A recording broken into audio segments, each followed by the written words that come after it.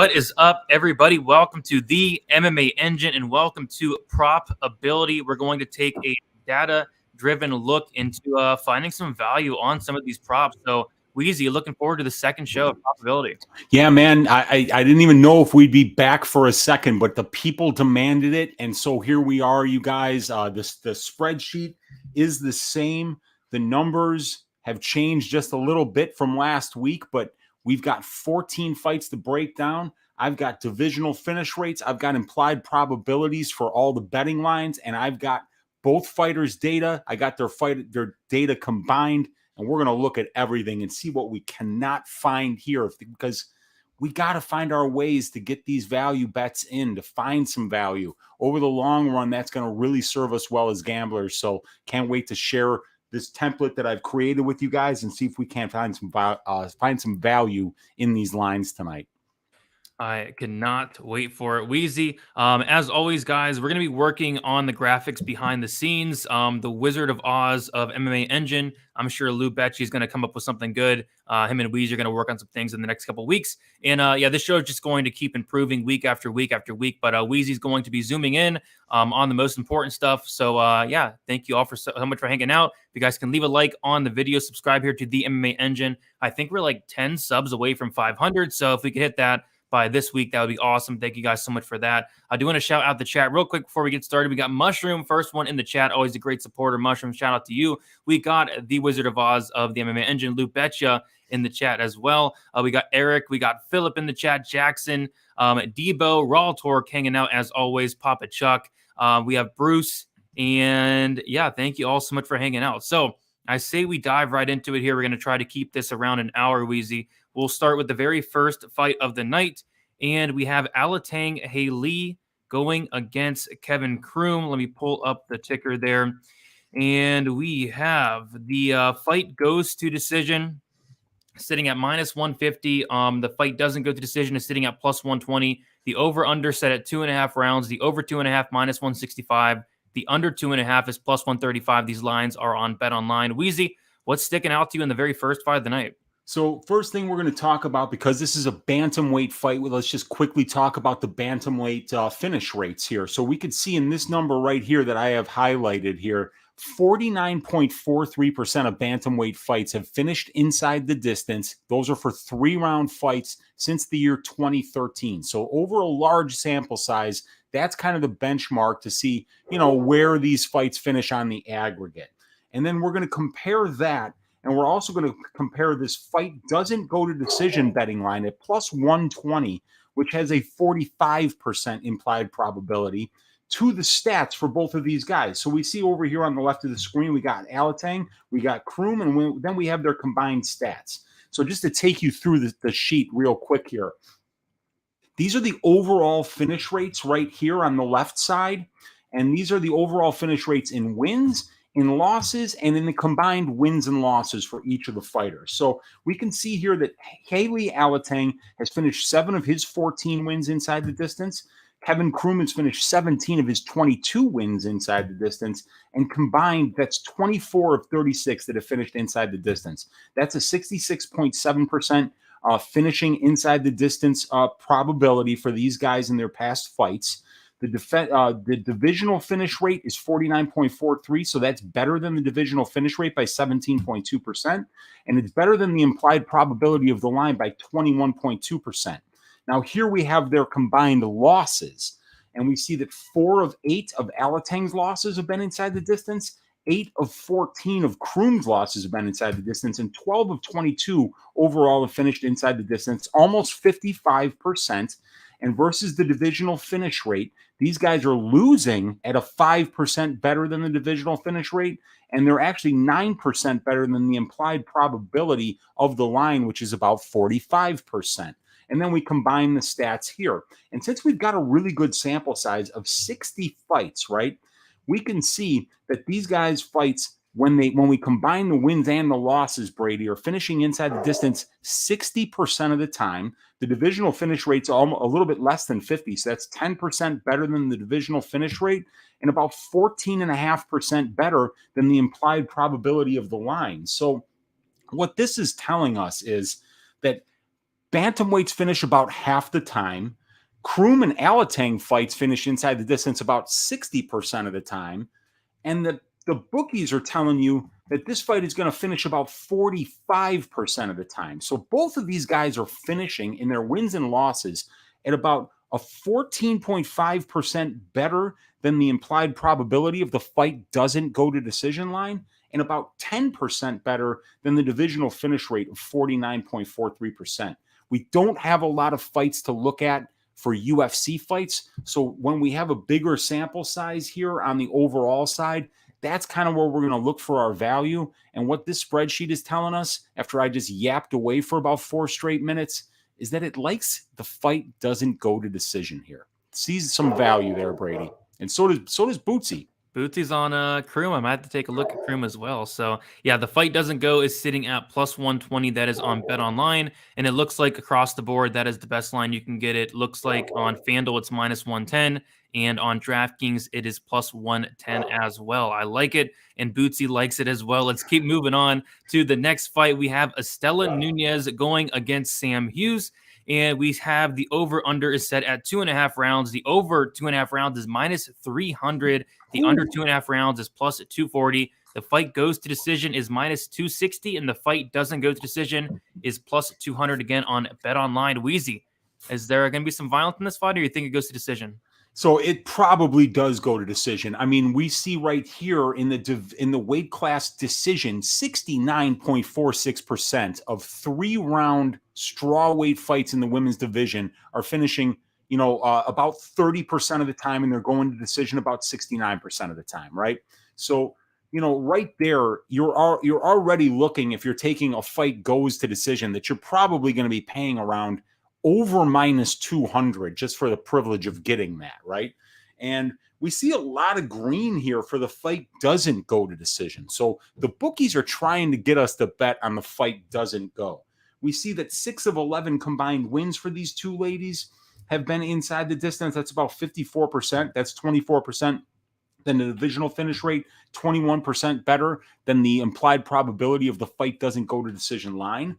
And here's the interesting thing, man. 4 of 6 losses inside the distance for these two ladies. Now, I know one of Sam Hughes' losses came in the 4th round to Demopoulos via inverted triangle. So we got to keep that in mind, that she wouldn't have been finished if it was a 3-round fight. But still, 2/3 of these ladies' losses have been inside the distance. So that is something that could make there be some sneaky value on the fight doesn't go to decision here, because it's juiced. It's very juiced, as it should be when these fights are only finishing about 30% of the time. So definitely a lot of value on the loss side here. And then we see when we combine 10 of 18 finishing inside the distance, 55.56%. That's 25% better than the divisional finish rate of 30% and 22% better than the implied probability of 33%. So it's actually seeing some value in the fight doesn't go. And look, this is what they try to do. When you see this red here, all this red, this is for the fight goes to decision lines. And these are the overall decision rates of both fighters. And, we're seeing here that they are pricing this line so that they want that money on the fight doesn't go, because the bookies don't really see much of a chance of this fight finishing inside the distance. So right now they're begging you, please, we'll give you 20% on the implied probability if you just bet the fight doesn't go here. But, the data tells us one thing, but when we look with our eyes, Brady, neither one of these ladies looks like they're going to be finishers at the UFC level. So you could see why they're definitely trying to overprice those fight goes to decision lines. And when we go up here, we go over here to the fight goes to decision minus 260, that's a 72% implied probability. So you got to be pretty, safely concerned that, that this thing has got to go to decision 75% of the time for you to about break even. So they are predicting that this one is going to see the scorecards. I think it will as well. But 2 of these ladies' 4 fights have finished inside the distance in the UFC. 1 of 1 for Nunez and 1 of 3 for Hughes. So, I suppose when they're giving you this much value, 19.5%, 16.7%. And on the aggregates here, not the UFC stuff, 22%, 25%. I suppose, as a variance play, there's value there. They're just kind of trying to frustrate you and make you really pay up for that fight doesn't go to decision at a 72, or at a 33% line. Yeah, that makes sense. It's one of those things where it probably does go to decision, but you're going to be overpaying for that decision line. We see that the fight goes to decision is minus 260 on Bet Online. On FanDuel, it's minus 225. Does that change anything?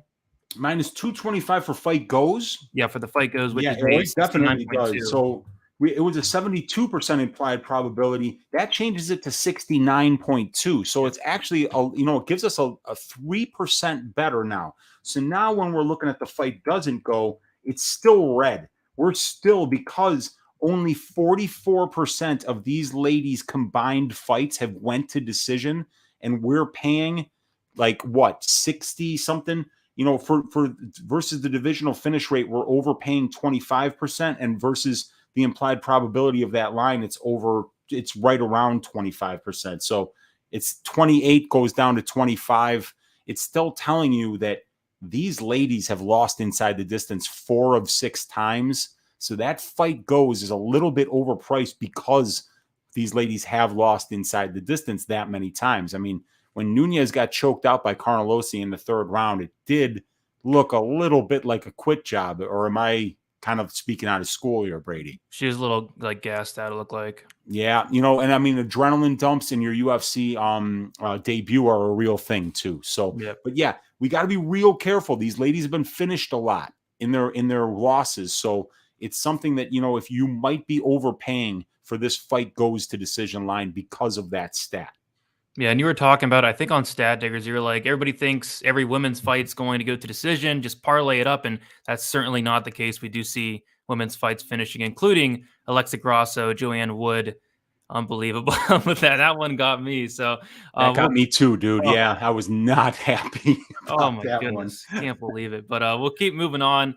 And yeah, guys, bear with us. This card is like rough from it's just a rough card in general. I like next week's card a lot better, but there are some good fights sprinkled throughout the card. And I actually think this next fight is a very interesting fight. I'm curious to get the data's thoughts on it, Weezy. So we have Trey Ogden going against Jordan Levitt. We have the over-under is set at 2.5 rounds, and it's about a pick. And we have the over 2.5 is minus 115. The under 2.5 is minus 115. The fight goes to decision plus 100. And the fight doesn't go to decision is minus 130. Curious on your thoughts on this one, Weezy. Yeah, so 155-pound fights are finishing at almost the same rate over this huge sample size, Brady, as 135-pound men's fights. So kind of odd there. But look, 50.37% finish rate here. And we saw 49.46 for 135. So, you might think that 155 finishes more than 135, but it's actually not the case. But this is the kind of thing that, because it's 155 pounds, some people just might think that it's more likely to finish inside the distance than a bantamweight fight. Not the case. And that's why the analytics are so important, Brady. Now, we see that Levitt and Ogden have 24 combined wins, 5 combined losses, so 29 combined fights. So the good data here, you guys, is going to be over here on the overall rates. Because when we go over here to the UFC finish rates, we've only got 3 fights, and we have Ogden making his debut, so there's not much value in those statistics. But these statistics here are good.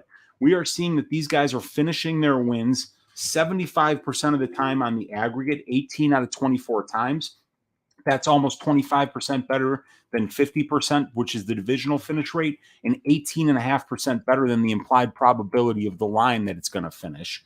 And we also see that 3 of 5 losses have been inside the distance for these two gentlemen as well. So that's 60% of their combined losses are finishing inside the distance. So Levitt has never been finished, but that's only in a 1-loss sample size. And then we've got Ogden's been finishing 3 of 4. So definitely we're even getting some value here in terms of that 60% loss rate. That's better than the implied probability of the line and 10% better than the implied probability of the divisional finish rate. And then we've got here 16% edge over the implied probability and a 22% edge over the divisional finish rate for the fight doesn't go to decision. 29 or 21 of their 29 combined fights between Ogden and Levitt combined have finished inside the distance in their wins and losses. That's 72%. So that is 22% better than the 50%, which is the 155-pound finish rate, 16% better than the implied probability of the line, which is 56.52%. So at minus 130, these guys are looking pretty good. And we also have to keep in mind that Jordan Levitt, in his wins, he's finished all 3 of them inside the distance. So he's been a good finisher, and he's never won a decision. So this is one that's definitely leaning towards betting that under. And then if we go down here to the fight goes lines, we're seeing that we're overpaying here. 22%, 22%, 10% and 10% in the losses, 25% and 24.6%. So, and then you add in the fact that Ogden is making his debut here on short notice. And these numbers are telling us that under is a very intriguing bet, Brady.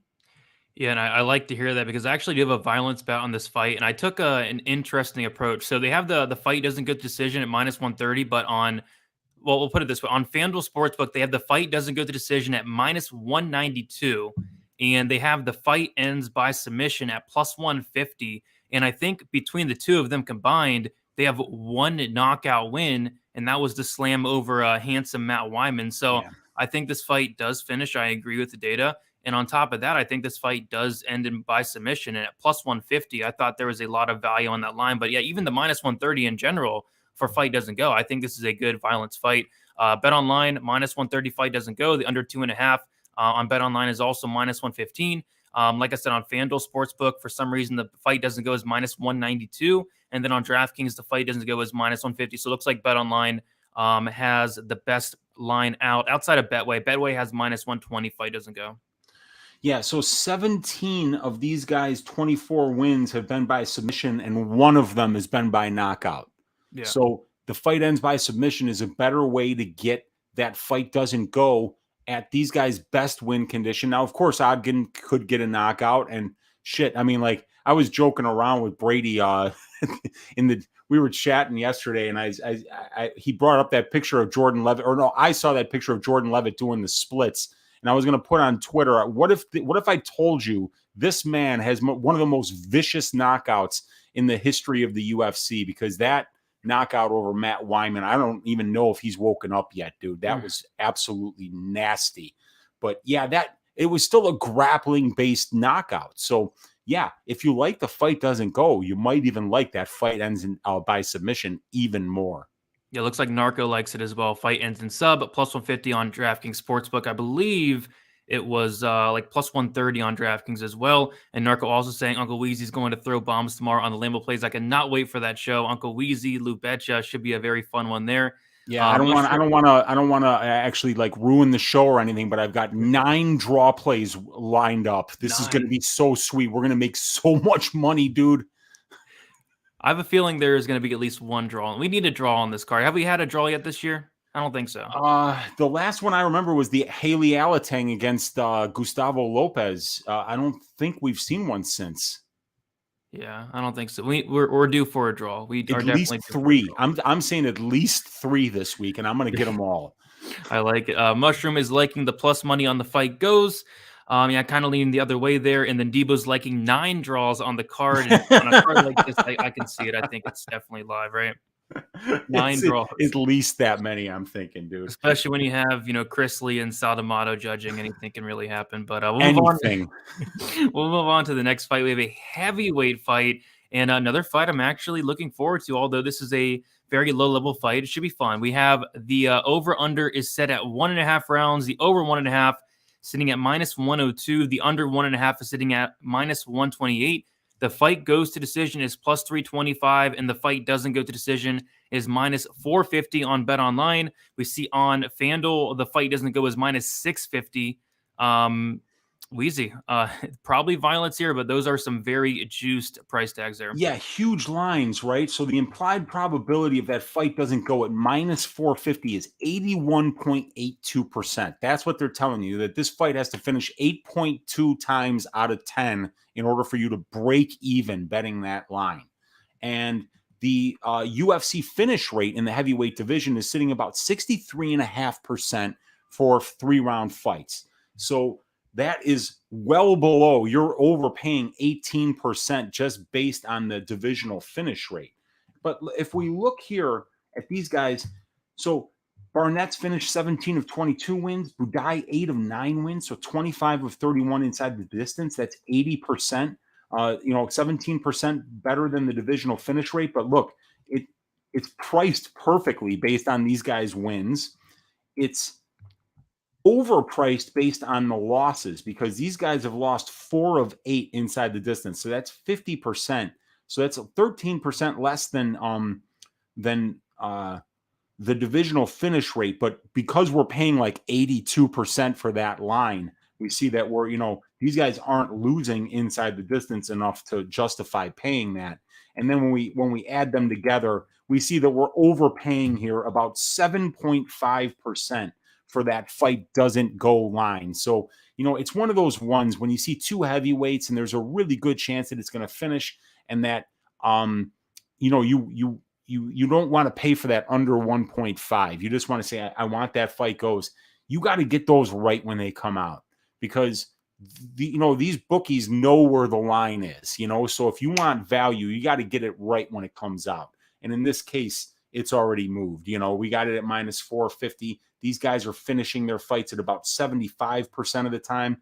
And at 82% implied probability on the under, you're better off going for the fight goes here. You're getting about a 2.1% edge based on the fact that 10 of these guys, 39 fights have went to decision. And you're paying for the fight goes about 23%. So a little bit of value there. And since only 4 of 8 losses have been inside the distance for these guys combined, it does look like, there could be some potential value because it's such a fat line for the fight doesn't go. Buday, it's his debut. Maybe he goes slow. Maybe he has an adrenaline dump and can't finish in the second and third rounds. So, you would expect that you're going to be overpaying a little bit when you see a minus 450 for the fight doesn't go.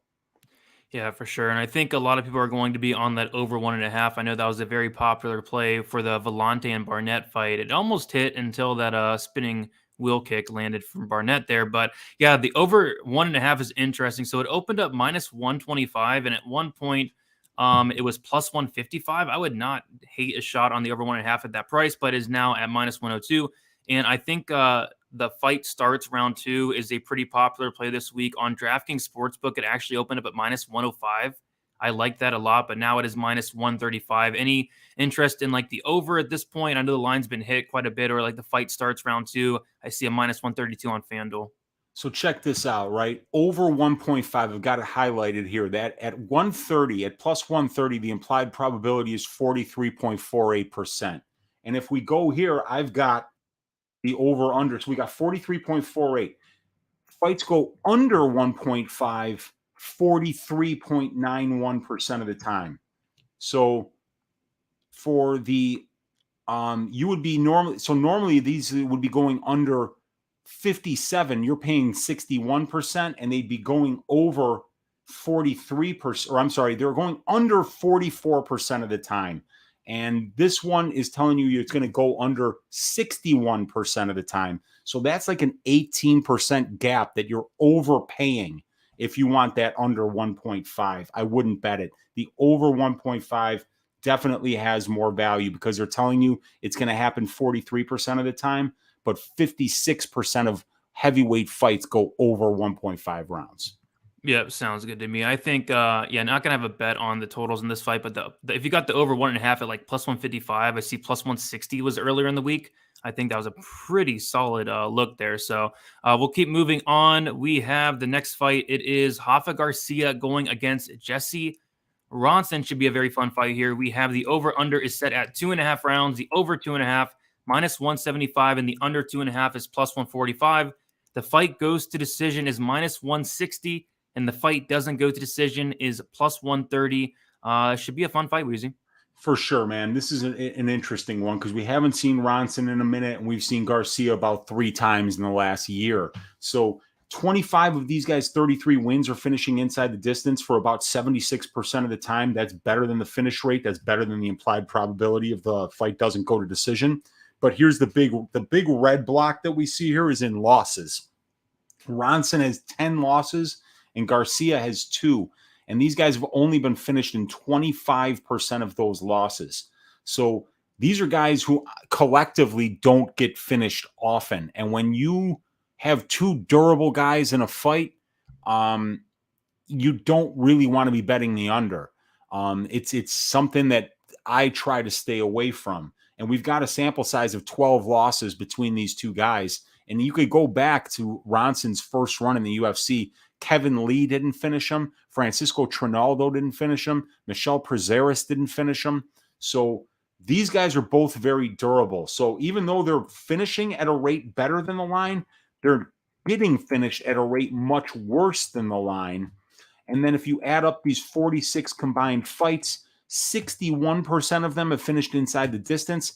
That's about 10% better than the 50% that these fights finish, and 17% better than the implied probability on the line. When we go over to the UFC stats here, you guys, we see that it's telling you not to bet the under. 7 combined fights between these 2 guys. One of them finished inside the distance, but it's not showing up as a finish because it was overturned to a no contest. But even though 0 out of 7, 1 out of 7, it's still way worse than the 43% that you're paying on the implied probability for the fight doesn't go. So when we look at the combined UFC stats here for the fight doesn't go to decision, we're going to see a lot of green over here. So it's basically telling you, based on what these guys are doing in the UFC, that this fight's going to go the full 3 rounds. But when we look at outside the UFC, we're seeing that these guys are going to decision in their wins not nearly enough, but they're going to decision in their losses a lot. So we see the opposite here. Green in wins here, green in losses here. Red in losses here, red in wins here. So usually, the fight goes, the fight doesn't go will tell you, sometimes you see, that these guys will finish, but they don't get finished. So it kind of leaves you in a place like, shit, man, it leaves you somewhere in the middle. In this particular case, I do believe that the fight goes to decision is going to be the best line based on the fact that these guys have been 2 decisions in all 5 of their UFC losses and all 1 of their UFC wins. So 6 out of 7 going to decision. That is 38% better than the implied probability of the line and 50% better than the finish rate. So this is one I wouldn't be betting that this one finishes inside the distance because both guys are durable. Yeah, both guys very tough, very durable. We see the fight goes to decision on BetOnline is -160. The fight goes to decision on FanDuel is -140. I don't think that's terrible, right? -140. -140 for the fight goes. Yeah, that's not too bad at all. I mean, you're paying a little bit better than what the implied finish rate is for the division, but we're talking about 2 guys that really don't get finished very often. So I think that it's a very good bet. Sounds good. Just typing it in my notes here. I'm going to start taking notes during the show so I remember everything. It's hard to go back and watch and stuff. So yeah. Any other thoughts on this fight, or should we move on? No, let's move on because we got Klose Jenkins here, and this is an interesting one as well. Oh, yeah, I can't wait for this. We have Brandon Jenkins going against the return of Drakkar Klose here. Where the over-under is set at 2.5 rounds. The over 2.5 rounds is -125, and the under 2.5 rounds is -105. The fight goes to decision, +100, and the fight doesn't go to decision is -130. Very interested in this one, Weezy. Yeah, so this is a weird one, right? This is one where we see Drakkar Klose here, right? If we just highlight this line, you see a lot of red here, and that's because Drakkar Klose isn't much of a finisher. So the fight doesn't go to decision. Not a good bet with him in there. And then you see Jenkins, though. You're talking 15 wins, 13 of them inside the distance, so an 86% finish rate, and he's getting finished in 3 of 8 losses. 16 of his 23 fights finishing inside the distance, 70%. So we've kind of got a killer be killed fighter going up against a decisionator here. And we can just see it by the colors. We got red and we got green, and then we're kind of yellowish here. And then here we're, yellowish, here we're red, red, green, yellow. It means that we've got one guy that doesn't finish, one guy that finishes. So when we see that kind of a color pattern here, Brady, it tells us that there's probably going to be more value in the individual props in terms of close by decision, Jenkins inside the distance, because, Klose isn't much of a finisher and Jenkins isn't much of a minute winner. So, it's hard to see Jenkins winning the decision. It's hard to see Klose getting a finish, but he could. He is the much more experienced and has faced the much better brand of competition here. But if we go over to the UFC side, it's basically telling us because of Klose's 7 fights, only one of them have finished inside the distance. And Jenkins was finished, that 2 of these guys' 8 combined UFC fights have finished inside the distance, only 25%. And based on that, the fight doesn't go to decision. Being priced it up at 50% is something that we shouldn't be paying for, because we're going to have to count on Drakkar Klose getting his first UFC win in order to do that. Otherwise, you're basically saying that you think Jenkins is going to win inside the distance. And this is a guy that's sitting at plus 500. So it's an interesting one, man. Sometimes these prop templates are going to tell us stay away from the time props and go to the individual props for the fighters. And this is a situation where we're definitely seeing that. See that? Red, green, green, red. We have 2 different styles of fighters here. So I would be on close by decision or Jenkins inside the distance here. Yeah, and I think that's why I lean more towards the over, because like you said, if Jenkins wins, he's not going to go out there and win minutes. He's not going to win a decision. But if Klose wins, I think it's going to be by decision. He's minus 800. And at that point, I kind of lean towards that over and the fight goes. But Couch brings up something interesting. He said he was staring at Jenkins' decision, no action all week, but I don't think I'm going to be pulling the trigger. Jenkins' scorecards equals no action is plus 265, which means if this fight does go to decision, the bet is voided. Exactly. And that's how you can play some of these lines where you have one finisher and one decision guy. You can hit that decision only prop for the decisionator and the finish only prop. And one of those bets is gonna void, so you're really only going to lose one of those bets if it goes off the rails. So it's not a bad play there. And that's what this is telling us. These numbers are very clearly telling us that we have one guy that only wins by decision in the UFC, and we got another guy who's finishing 86% of his wins and 37% of his losses are finishing inside the distance. So, a 70% finish rate overall, based up against a guy with half that finish rate at 35%. So it's a clash of styles. And when you get those clash of styles, it's either the decision prop for the decisionator, the inside the distance prop for the finisher, or like Couch Warrior said, you play those finish only or decision only props. Yep, sounds good to me. A very interesting fight there. People bringing up the Jenkins KO plus 900. I think I saw like a plus 1,000 as well. And then Lou Bet, you're going to be sprinkling some of that Jenkins round 1 KO. Well, yeah, I agree. I think if there is plus a finish, 2,500. I think so. Yeah. Oh my! I like that. Why not? Right? Yeah. The guy is saying he's still feeling the effects from that shove. That's messed up, dude. Yeah, and Klose is also talking about he's going to come in here and like play it safe, something like that as well. Just a weird situation for Drakkar Klose. Still feeling those effects from the Jeremy Stevens push, which is really weird. That was a while ago, right?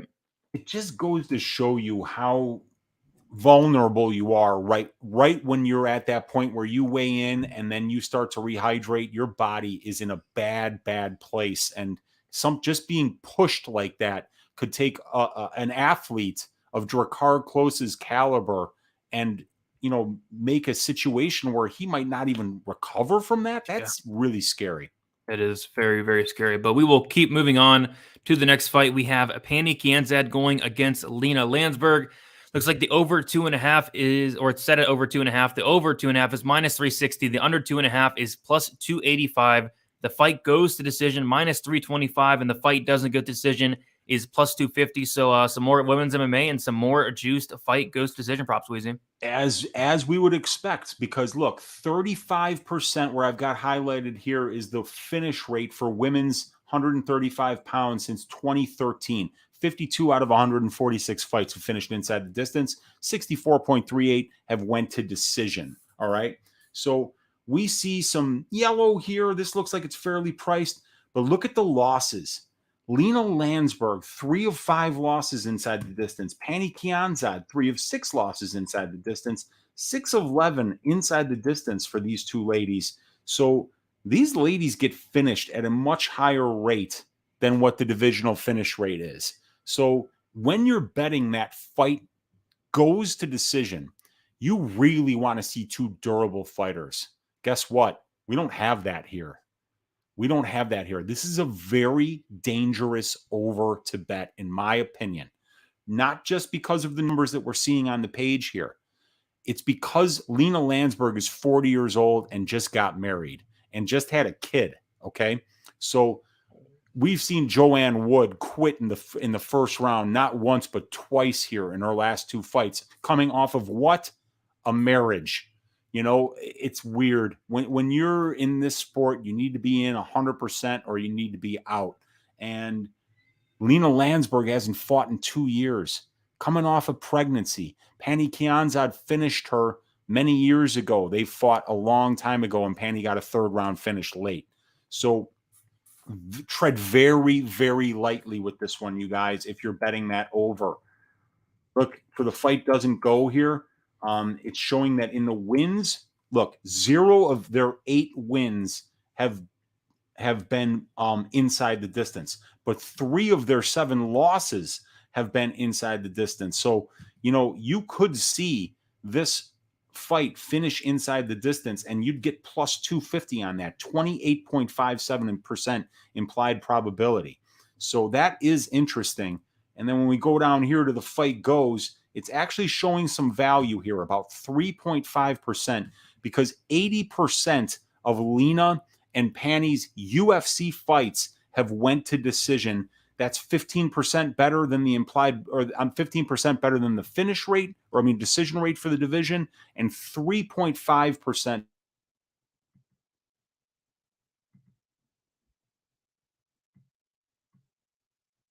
Did we lose Weezy? Weezy, you there?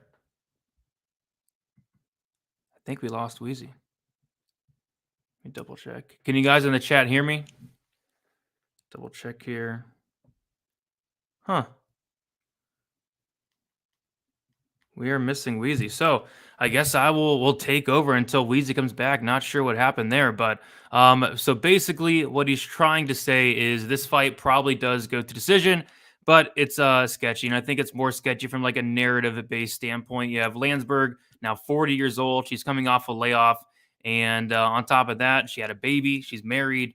So I think it should go to decision, but we don't know, what's her motivation. Like Weezy said, you have to be all in. As an MMA fighter, like athletes in general, they need to be all in, especially in fighting. So I think it does go to decision, but you're laying minus 325 on Bet Online.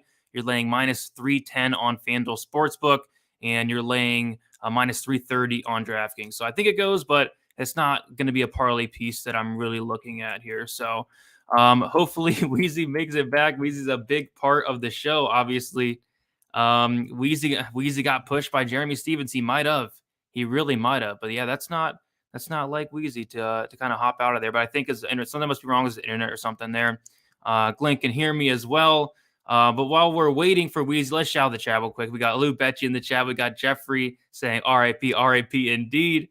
I can hear you, Papa. What is up, Papa? How you doing? I say we just keep moving on, and then hopefully Weezy makes his way back. Maybe the orderlies did good, and maybe he was tempted to bet like Will Yanan or something. That would get the orderlies on you for sure. But we'll move on.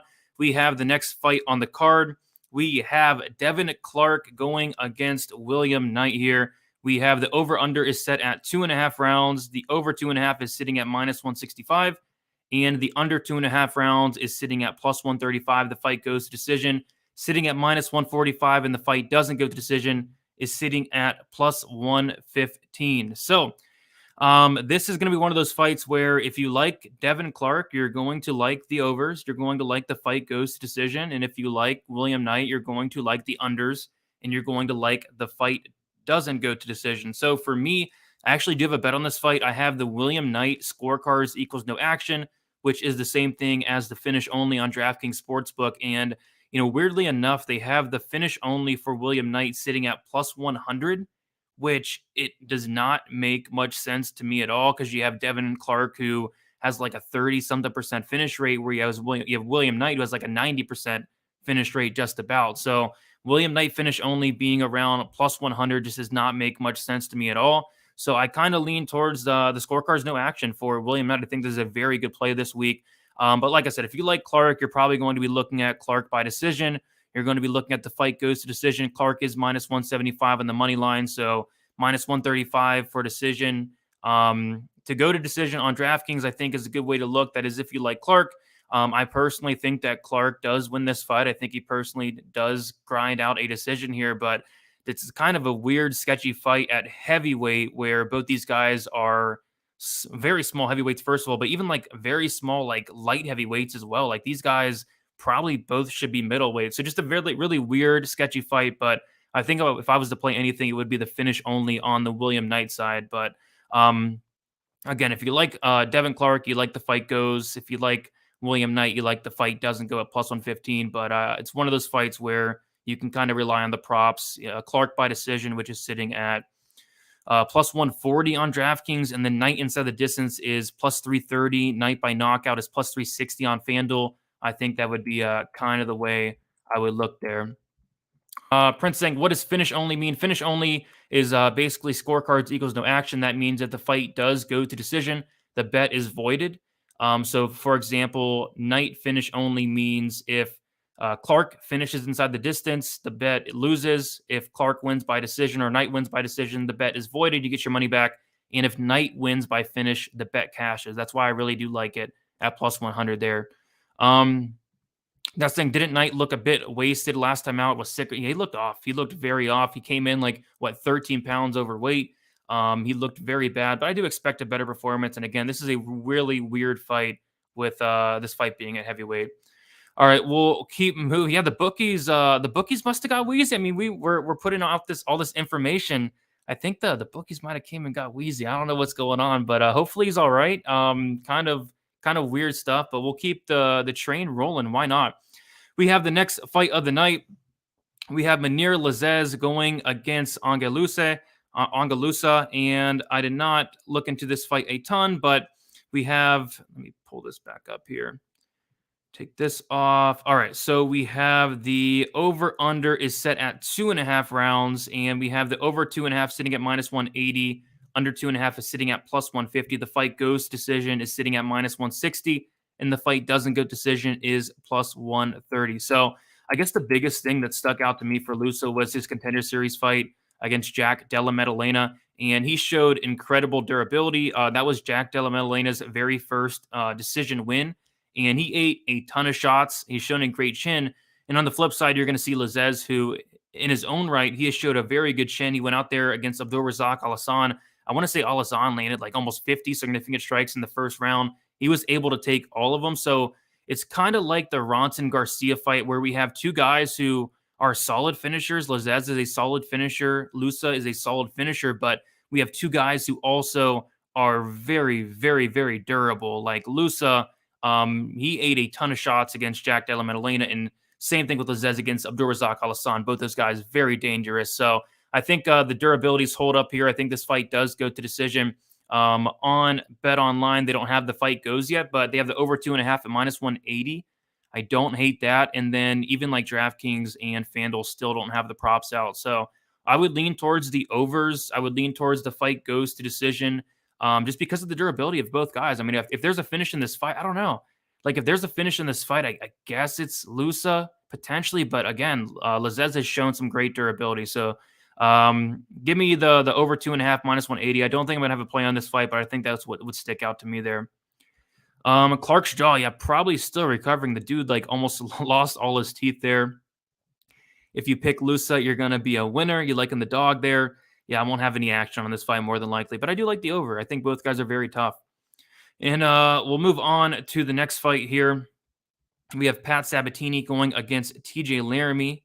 We have the over-under is set at 2.5 rounds. The over 2.5 rounds is minus 120. Under 2.5 rounds is minus 110. The fight goes to decision is minus 115.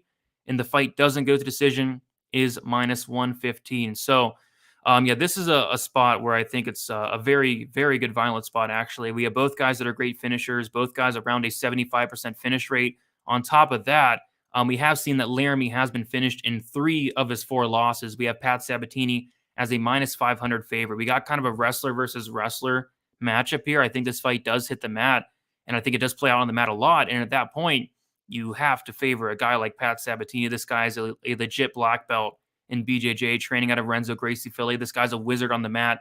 And this fight's probably going to hit the mat. And I have a call from Weezy. I'm going to answer it. Weezy, you're live. What's up?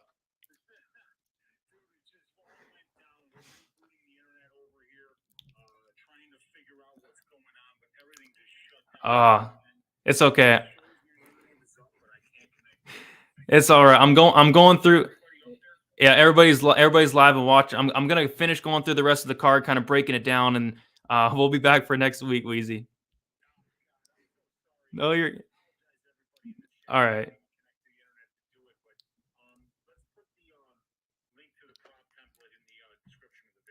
Okay. All right. Sounds good. All right, Weezy. See you.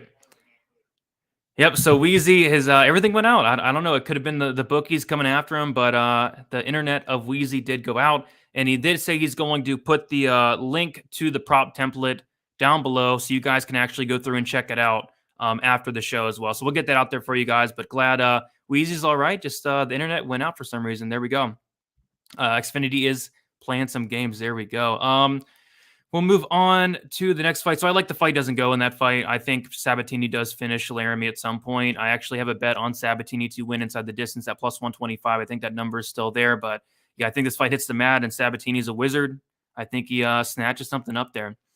I'll move on to the next fight. Not going to talk about this one too much. We have Mario Bueno Silva going against Wu Yanan. And yeah, we have the fight goes to decision at minus 160, and it's going to be different from the other women's fights where you have to lay like minus 300 and so, but this is minus 160, minus 155. The under 2.5 is plus 150. This is a fight where, no, so the fight goes to decision, he's at minus 150. So this is a fight where if you bet anything on this fight, I mean, the orderlies are probably going to show up. You have Silva minus 500. I guess she could finish. The problem with Silva is if you're banking on a Silva finish, you're probably banking on her to go for takedowns. And the problem with that is she has 0 takedowns in her entire career. She's attempted 0 takedowns. This honestly probably ends up being a fight that stays standing for 15 minutes. If anything, Silva could finish the fight, but I don't know if it's that likely. I think I would honestly lean towards the fight goes to decision at minus 165, if anything, just because it's, typically, like we said earlier, when we're paying for women's MMA, we're laying like minus 300, minus 400 even sometimes for the fight to go. This time we're getting a little bit of a discount, minus 165, but this is 1-800 Gambler if I've ever seen one. Give me the fight goes if anything, but I'm not going to touch this one. Mushroom saying, did Weezy sound like he was being forced to say he was okay? No, he sounded all right. He sounded all right there, but move on to the next fight. We have Miguel Baeza going against Andre Fialho. And we have the fight goes to decision plus 150. The fight doesn't go to decision is minus 185. Over under set at 1.5. The over 1.5 is minus 180, and the under 1.5 is plus 150. So, yeah, kind of an interesting one here. I think both guys have dynamite in their hands. Fialho hits very, very hard, as does Baeza. So I'd probably lean towards the under, or the fight doesn't go for that reason. Baeza has been hurt. He seems like he is a little bit chinny. Fialho, on the other hand, he does seem like a durable guy, but the cardio is just not there. So I kind of see it as like a Fialho early or a Baeza late here. I guess a prop that did stick out on DraftKings, I believe it is, the fight ending in KO is minus 115, which is kind of interesting because if there is a submission in this fight, it probably is from Baeza, but Baeza only has 1 submission in his career. I kind of lean towards this fight being on the feet for 15 minutes or up until there's a finish. So I think getting the minus 170 fight doesn't go to like the minus 115 fight ends in KO would be the look I would look at. I was very tempted on that fight ends in KO. But yeah, this fight should finish. I say it should finish.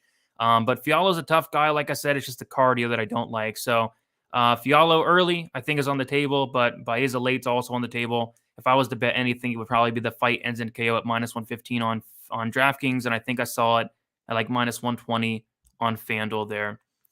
Mushroom Lake and Baeza KO.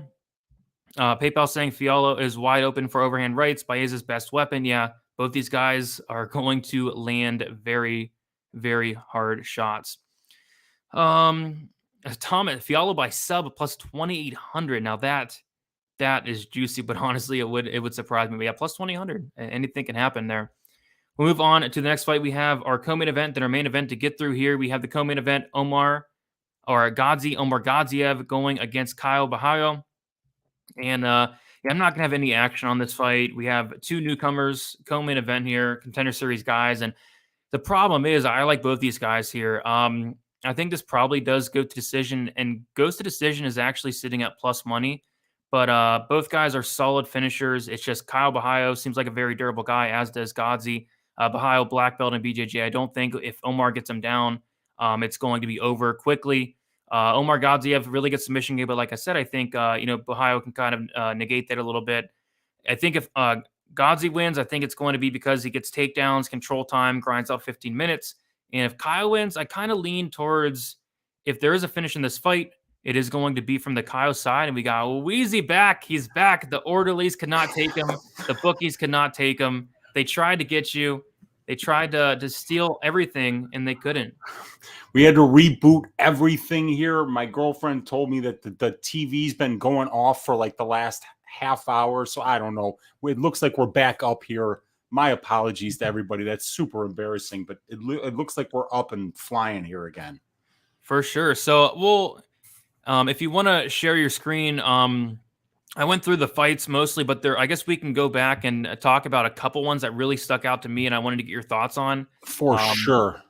So share your screen there, and yeah, the chat was worried about you. We thought the orderlies came or something bad happened, but dude, that would have been horrible. But I've only got 2 bets this week. One of them is a parlay, and the other one's a finish only prop. So like, I hope they're not coming for me this week, because I'm trying to be, kind of nice this week. But which ones were sticking out to you? Yeah, so I talked sharing. It is no, there is. So I talked about the Knight Clark. I talked about the finish only for Knight, so that was good there. We talked about Lazez and Lusa, how they're both very durable, but I think an interesting one would be the Pat Sabatini TJ Laramie fight to go over again, because I do like violence in that spot. Well, we're seeing a lot of green here on for the fight doesn't go on the overall finish rate. So these guys are finishing in their wins about 75% of the time. They're getting finished in their losses about 57% of the time. So that's 71% overall.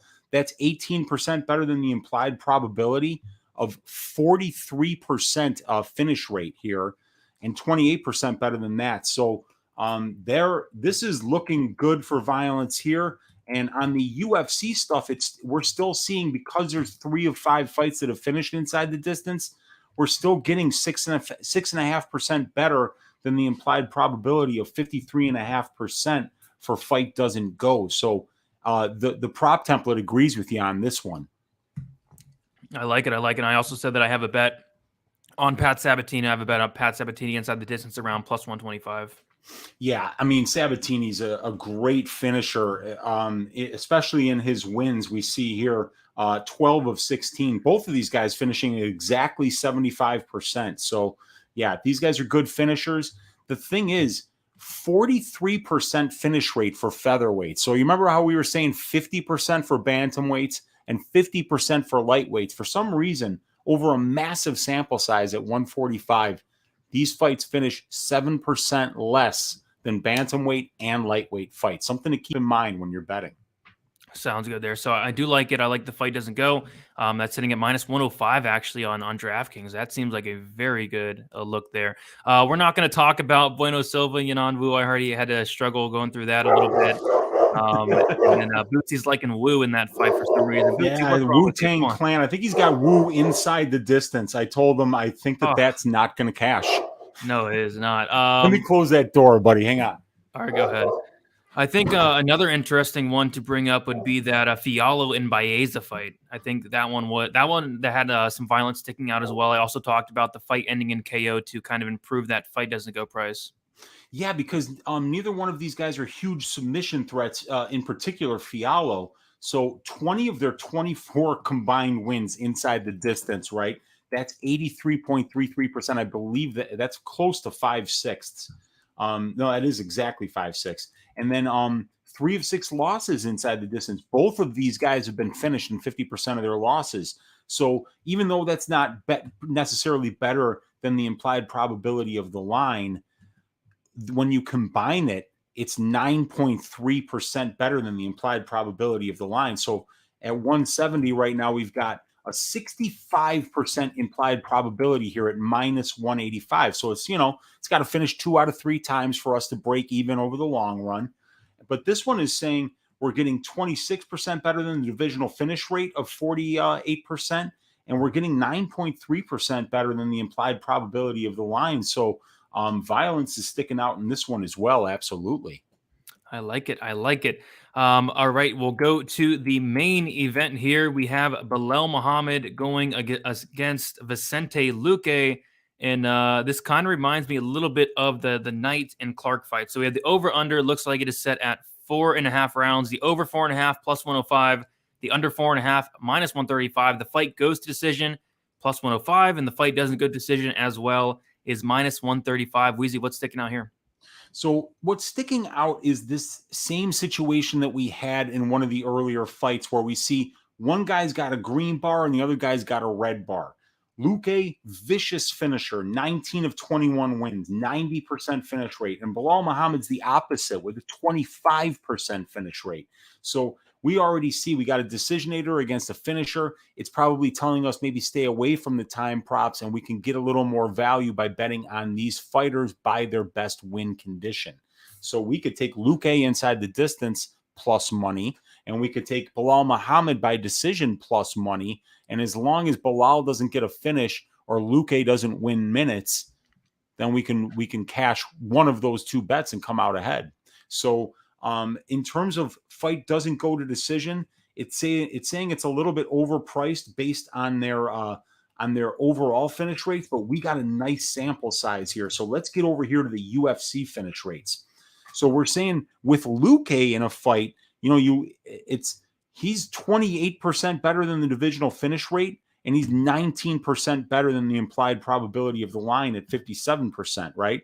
But Belal is way below on both. But we're seeing here on the aggregate, 16 of their 32 combined fights have finished inside the distance, 50%. Divisional finish rate, 48.5%.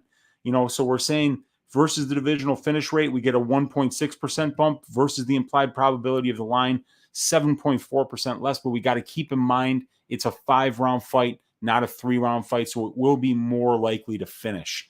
So, but this is another one. We could see it here.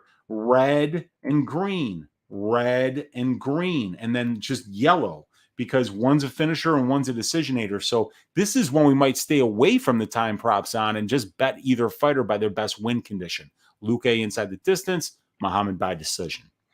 Yeah, I think, I agree. Like the way I played it was I did play Luque to win inside the distance. I think I got it at plus 120. And then what I did was I also bet Muhammad decision only at minus 125 because unless, they allow Muhammad to bring in a baseball bat with barbed wire around it, it's really hard to see him finishing Luque. So basically, if Luque wins inside the distance, that's the best case scenario for me. And if Muhammad wins a decision, I do break even on the fight. I'm kind of leaning more towards Luque finishing him. But yeah, Muhammad decision only minus 125. You got to think if this fight goes to decision, there's a good chance that Muhammad's going to be getting takedowns, winning minutes. Luque's not the best minute winner in the world, but he definitely is a moment winner. Yeah, and I mean, if Belal Muhammad isn't winning minutes, it's kind of hard to see him surviving 25 minutes with Vicente Luque. I don't know too many people that are durable enough to do that, So yeah, that's a really great look for that particular fight. And, just when you're looking at this prop template, when you see one guy's all green and another guy's all red, it's telling you that clash of styles is there. And it's telling you Okay, time props, maybe not so much. Maybe now let's look at finish props and decision props for this particular fight, because there's going to be a little more meat on the bone there. Yeah, for sure, for sure. So yeah, Weezy, we did it right at an hour. Perfect timing. The orderlies tried to stop you. The bookies tried to stop you, but Weezy will not be stopped. You overpowered the orderlies and the bookies. Weezy, let everybody know where they can find you, what you have going on throughout the rest of the week. You can find me in internet hell as long as I'm giving out these kind of analytics for free on the MMA Engine YouTube channel, because I must be pissing somebody off. These bookies don't want this information getting out there for free. They're going to start to figure out that the people that watch this show are just as smart as they are, which means we're going to have an edge, baby. So you can find me right here on the MMA Engine YouTube channel doing a ton of content. You can find me on my YouTube channel, Uncle Weezy. I do a full card breakdown every Tuesday night called Just the Tip. You can find me on Pub Sports Radio doing Stat Diggers, doing the watch along, doing the DFS show. And I'd like to thank each and every one of you guys for hanging out the entire time and bearing with your Uncle Weezy through these technical difficulties that I had today. For sure. It was a great show, Weezy, despite the difficulties there. It happens. But yeah, you guys can follow me on Twitter, DFS_numbers. Instagram is DFS by the numbers. You can find me on Pub Sports, the MMA Engine, and DFS by the numbers YouTube channel. Be sure to leave a like, subscribe here to the MMA Engine. I think we're like 10 subs or less away from 500. So if we can hit that, that'd be very sweet. Thank you guys so much. Again, we're going to keep improving the show. I think this is going to be one of the biggest shows out there in the very near future. I think it's going to be the next Stat Diggers. I was telling Uncle Weezy, people seem to like that. I think people are really going to like this. We're going to keep improving those graphics. And yeah, I think the sky's the limit for this. So that's about it, guys. Thank you for hanging out. And good luck. UFC Vegas 51 will be back next week. And I'll tell you right now, if you like violence, next week is going to be your card. Let's get it. Good luck. Talk to you guys soon.